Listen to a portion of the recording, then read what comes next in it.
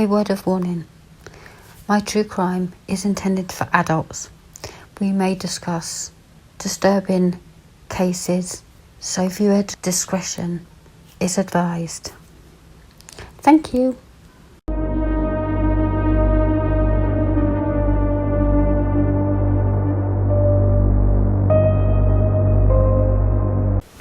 Hello, fanatics. I was Googling something. I can't even remember what now. No, can't remember. And I came across this article. And it's so unbelievable. I sat and read it, and it's so unbelievable.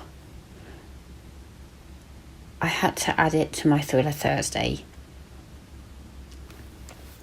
Me and Carl were talking the other day, and we were kind of messing about because he said something, and I said, my Google is full of serial killers, or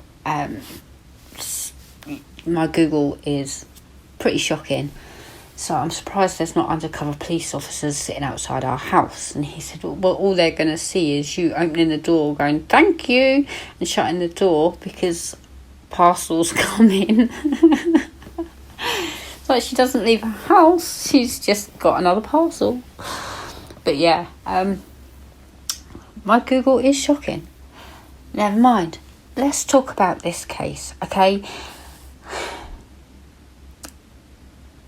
On May the 19th in 1977, 20-year-old Colleen Stan was hitchhiking along Interstate 5 to a friend's house in California from her home in Eugene, Oregon. I think that's how you say it.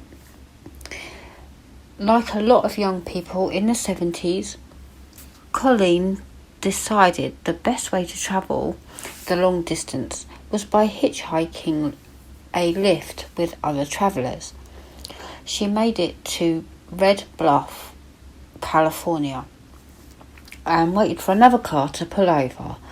Wary of who might pick her up, she turned away 2 cars before getting into a blue van with a young family. The driver was Cameron Hooker. In the car with him was his wife Janice and their young baby. All seemed normal until Colleen used the bathroom at a service station. When she returned to the car, there was a wooden box on the seat next to her. Colleen had felt safe with the Hookers, but it wasn't to last. After travelling a further 20 miles or so, the car turned down a side road and Cameron Hooker took out a knife. He tied Colleen up, gagged her, and placed the heavy wooden box over her head, depriving her of sight and sound. The Hookers drove back to their home in Red Bluff, where Colleen was brought down to the basement. That night she was chained up in a crate. Each day she was tortured into submission. Her wrists would be tied to the ceiling while Cameron whipped, burned, beat or electrocuted her. Cameron Hooker had agreed with his wife that she could have a baby if he could have a sex slave. It was no accident that they picked Colleen up as she was travelling that day in May. They planned to kidnap a young woman and keep her imprisoned in the home. Janice, the wife, had previously been the victim of Cameron's depraved fantasies, and so she was happy to have someone else take the brunt of his punishments. Cameron and Janice, the wife, had agreed that he would not have sexual intercourse with Colleen. Instead, they would abuse her and then make her watch as they had sex afterwards. Cameron convinced Colleen that he was a member of what he called, quote, the company, a powerful organisation that were watching their every move and would not hesitate to kill her if she tried to escape. Believing her life and her family's lives were in danger, Colleen signed a contract in January 1978, agreeing to be kept as a slave. Colleen would be referred to as K, the letter K, and she was to address Cameron and Janice as master and ma'am, as well as making the £20 wooden box that was placed over Colleen's head to deprive her of her senses. Cameron had come up with another torture device to wear his victim down. These devices included a stretcher that would inflict excruciating pain on Colleen and leave her with permanent damage to her back and shoulder. When the hookers moved to a mobile home, Colleen went with them. For up to 23 hours a day, Colleen was kept in a wooden box under their bed. Eventually, she was trusted to do housework and even babysitting their children, who had no idea that their parents were keeping a slave under their bed. Colleen's compliance earned Cameron's trust, and she was allowed more freedom over time. Cameron knew that she was so terrified and conditioned into obedience that she would not try to escape or tell anyone the horrifying truth. Cameron trusted Colleen so much that he allowed her to phone her family 2.5 years after she had been reported missing. He even let her visit them 4 years into the ordeal in 1981. Cameron, of course, went with her, posing for a photograph as her loving boyfriend. Fearful that any questions might distance Colleen from them further, her family did not pry in case they lost contact with her again. They had spent 2.5 years prior to her phone call missing her and wondering what had happened. Now at least they knew she was alive. For the next 3 years, the abuse and confinement continued. In 1983, Colleen was allowed more freedom, including a part-time job as a cleaner in a nearby motel. While the initial agreement had been that Cameron would remain loyal to his wife, he had been raping Colleen at least once a month. Janice began to resent Colleen, and when Cameron said he wanted to marry her too, Janice snapped.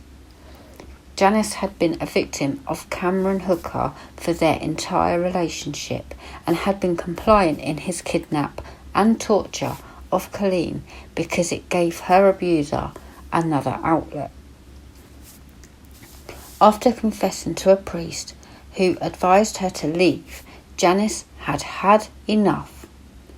In August 1984, 7 years after Colleen Stan was kidnapped, Janice told Colleen that Cameron was not part of the company, and Colleen went to a bus station where she rang Cameron and told him she was leaving.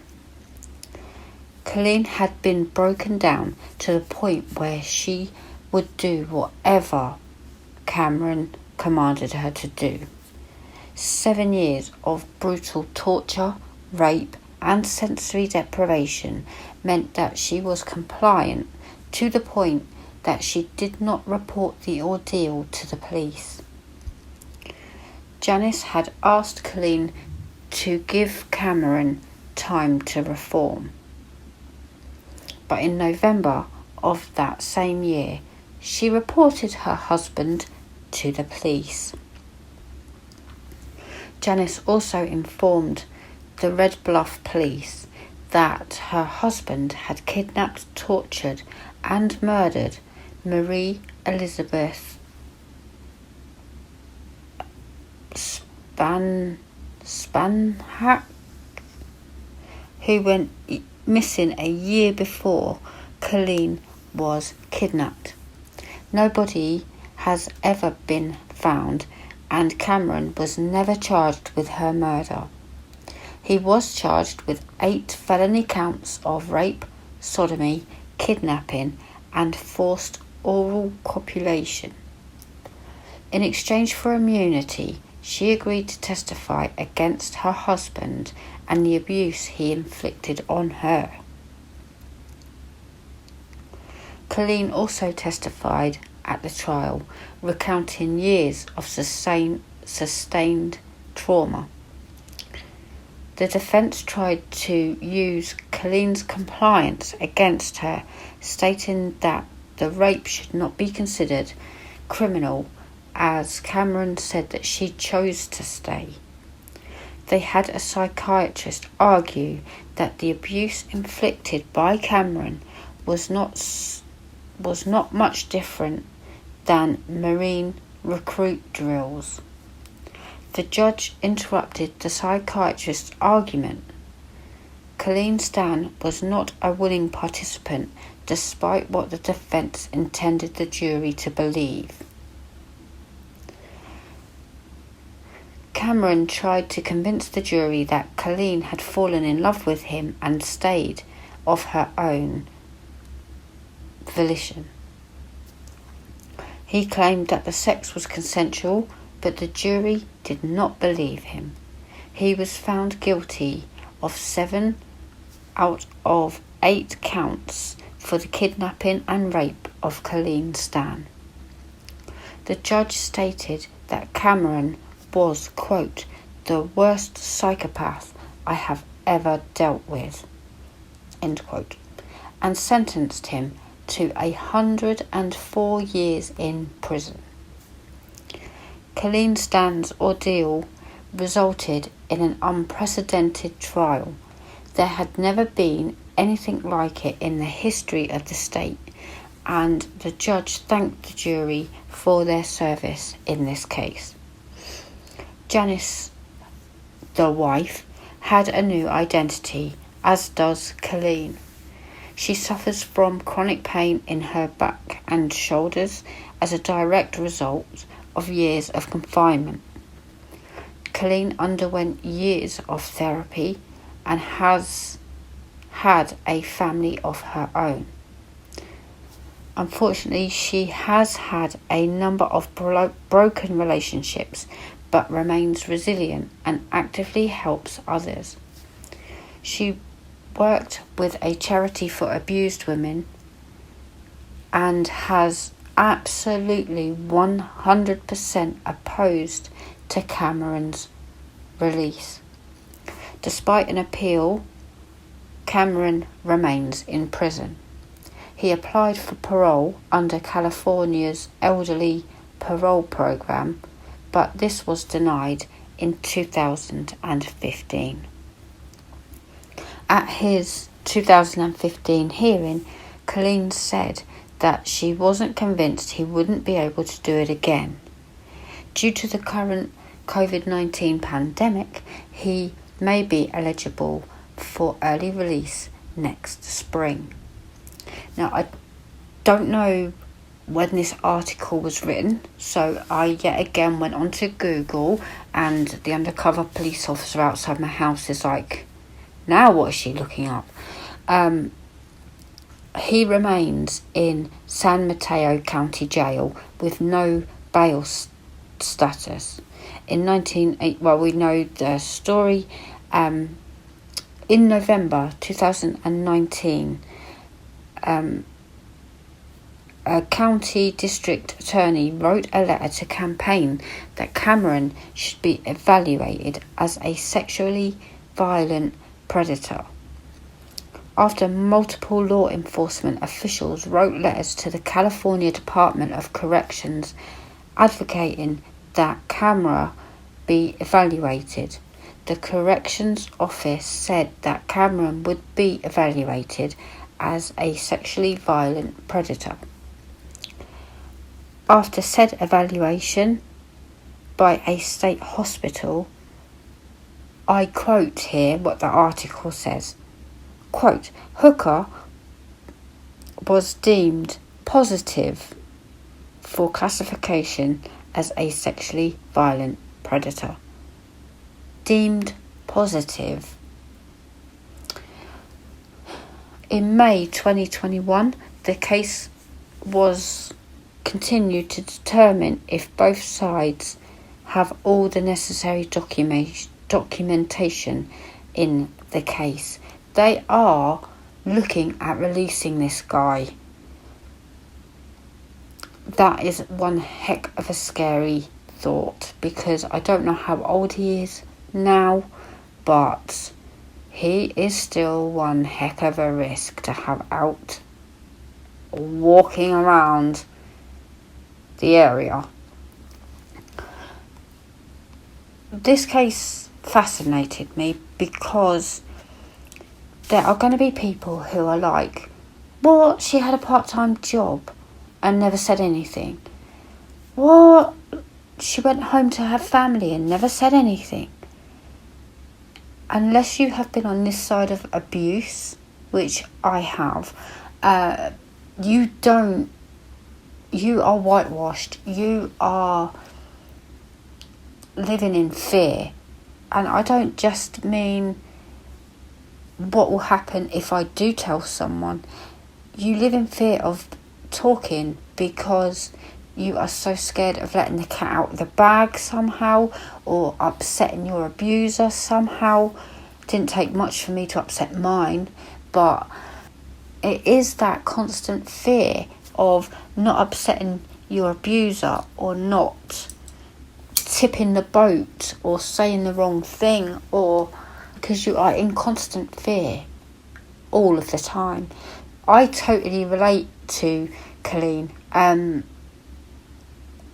Clearly her circumstances are very, very, very different to mine. But the abuse and having therapy, it's just completely shocking. And she was tortured beyond words, sensory deprived, 23 hours a day in a box under a bed. I can't even imagine what that does to your mental health. I can't even imagine it. So there you go. I thought I would share this with you, mainly as an awareness for abuse, but completely and utterly shocking. And the fact that they are revisiting this in November, we are in November now, they are revisiting this in the hopes of maybe releasing him or something, I don't know. But there you go. Thank you for joining me and keeping me company. As always, leave your thoughts down below. I love interacting with you on my true crimes. I love hearing your thoughts and everything else. So please do that. And if you haven't subscribed already, please do so. I do so much more than just true crime, but I do have a morbid curiosity, as you do, because you have sat through this episode. Stay safe out there. Bye.